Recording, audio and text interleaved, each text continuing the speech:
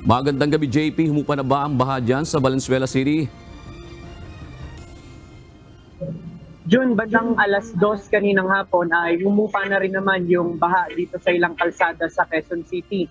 Pero kaninang bandang alauna ng hapon doon sa kasagsagan ng malakas na buhos ng ulan ay naitala yung 14 inches na taas ng tubig dito sa ilang kalsada sa Valenzuela City.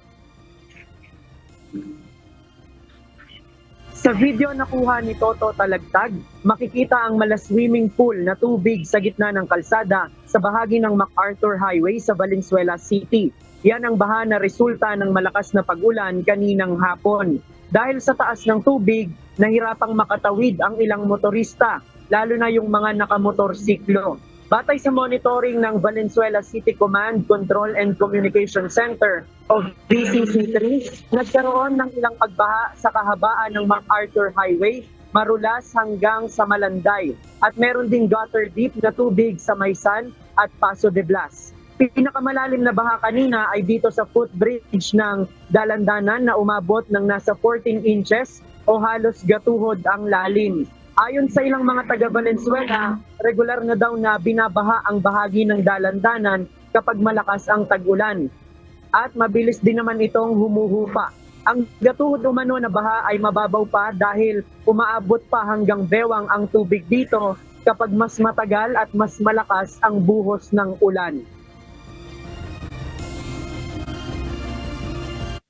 Sinasabi po kasi nila hanggang bewang din daw po eh. Pag minsan po sobrang lakas po talaga ako kaya may bagyo ganun. Opo, mababaw pa po yun kasi umabot daw po ng mga bewang dito yun.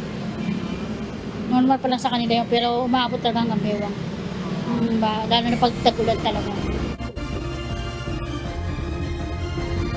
Sa pag-ikot naman natin kanina, paghupa ng baha, naobserbahan natin na maraming plastic na basura yung naiwan sa mga takip ng drainage. Nauna nang sinabi ng Metropolitan Manila Development Authority o MMDA na kaya lumalala ang baha sa Metro Manila dahil naiipunan ng basurang plastic ang mga drainage system.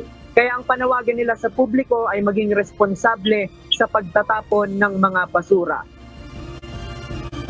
June, susubukan pa lang natin makakuha ng pahayag sa Valenzuela City kung meron silang proyekto para dito sa mga drainage system na maisaayos dahil nga kapag malakas yung buhos ng ulan ay talagang nagbabaha dito sa mga bahagi na ito ng kalsada ng Valenzuela City. Yan muna ang ating latest live. Balik sa'yo, June.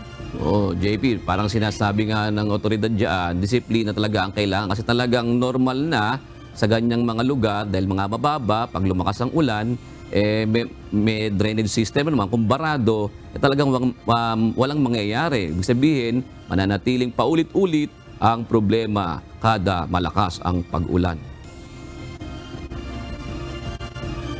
Yes, Jun, yun din yung sinasabi ng MMDA na ang dapat niyang gawin, kumbaga ay whole society approach na kung meron silang ginagawang paraan para solusyonan nga yung mga drainage system dito sa Metro Manila, pati dito sa Valenzuela, dapat yung komunidad mismo ay makiisa rin dahil gaya nun yung mga basurang plastic, pagka yan bumara sa mga drainage, talagang naharangan yung daanan ng tubig at hindi agad humuhupa yung baha. Kaya naiipon yung ganito dahil tayo rin o yung mga mamamayan din yung mapeperwisyo dun sa ganong klase ng pagpapabaya. Yun? Kasi kung halimbawa, JP, katulad sa ginagawa sa ibang mga lugar, kung tataasan mo naman ang kalsada, kawawa naman yung mga establishmento, bababa yung level ng kanilang establishment.